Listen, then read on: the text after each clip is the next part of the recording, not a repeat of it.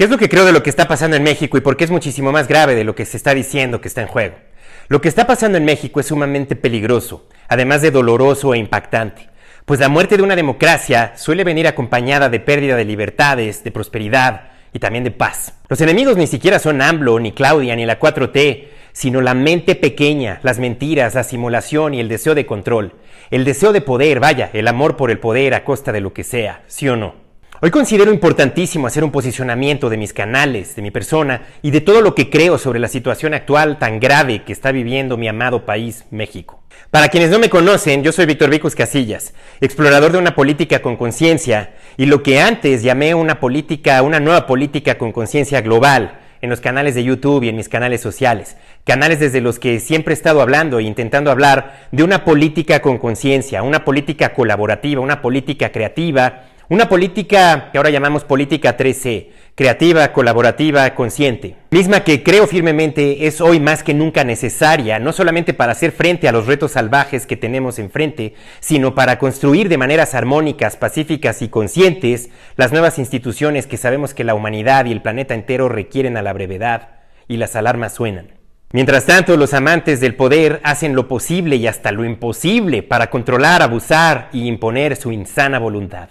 Aunque si somos honestos, sabremos que los retos salvajes que el mundo actual nos tiene puestos enfrente de nuestras narices no son sino un grito desesperado de reinventarnos, de ponernos a mirar hacia adentro y preguntarnos no solamente qué hicimos y seguimos haciendo mal, sino cómo podemos y debemos cambiar nuestras formas de egoísmo social, en dónde es que no hemos sido lo suficientemente empáticos, en dónde nos hace falta sentir el dolor de los demás y más que nada, qué hemos hecho y qué hemos dejado de hacer para contribuir directa o indirectamente a la situación que tenemos enfrente ahora mismo. Miles de años y todavía peleando por las mismas cosas y enfrentando los mismitos problemas. Como que eso ya dice mucho de nosotros como especie, ¿no? Ahora, la inminente y muy posible pérdida de la democracia mexicana y lo que traerá de consecuencias nos lleva al menos a ver a los demás retos, ¿no crees?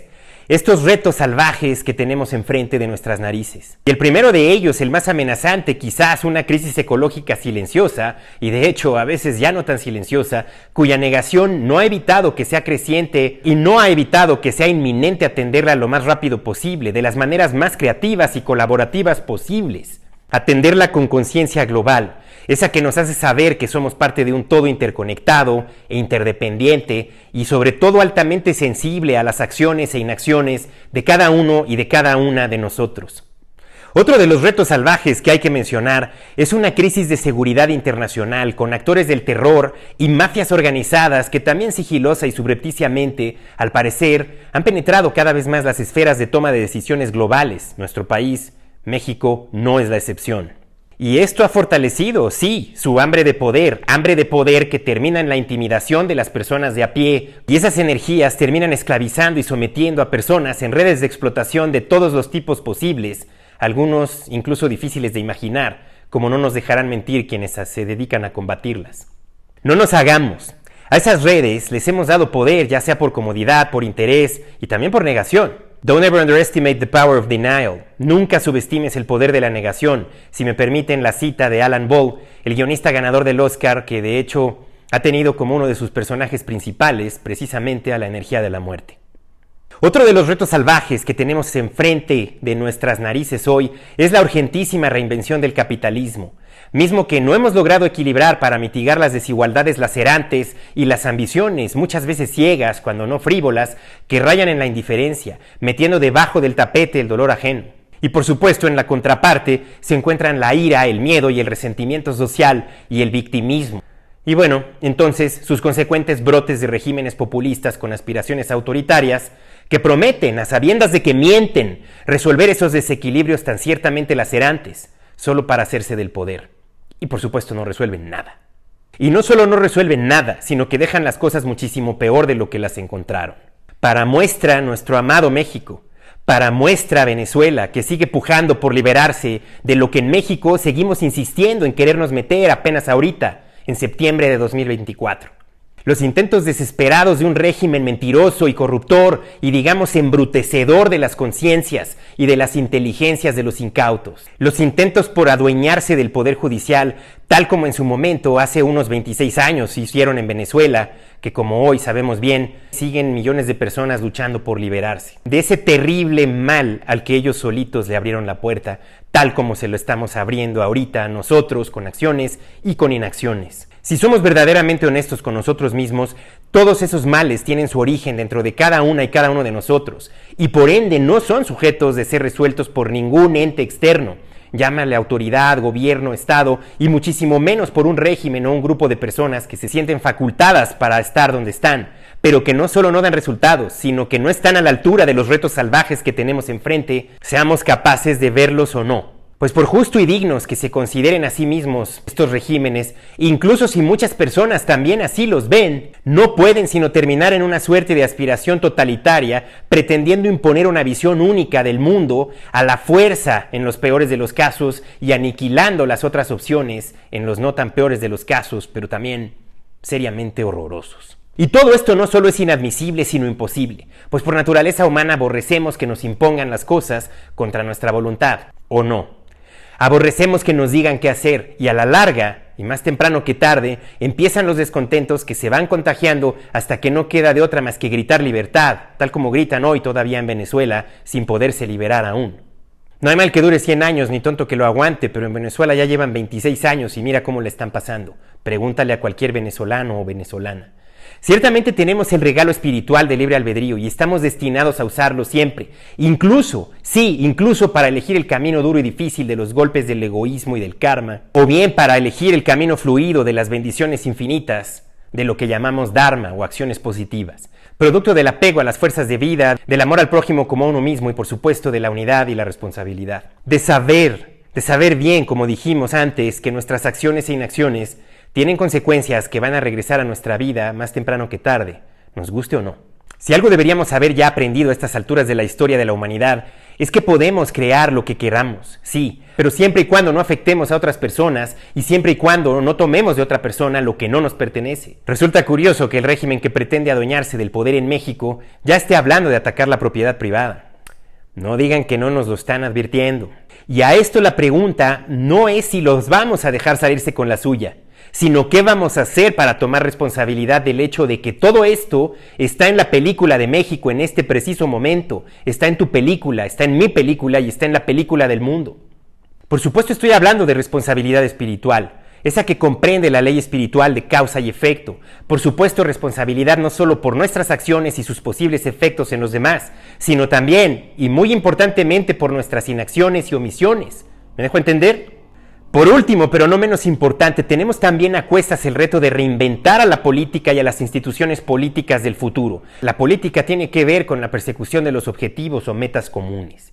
En este entendido, si somos honestos, desde la esfera de la política, debería de haber la capacidad para inspirar y sumarse a colaborar, no solamente para enfrentar los retos salvajes que tenemos enfrente, sino para construir el mundo que sí queremos, para crearlo juntos y juntas, considerando a las generaciones del futuro por venir, por supuesto.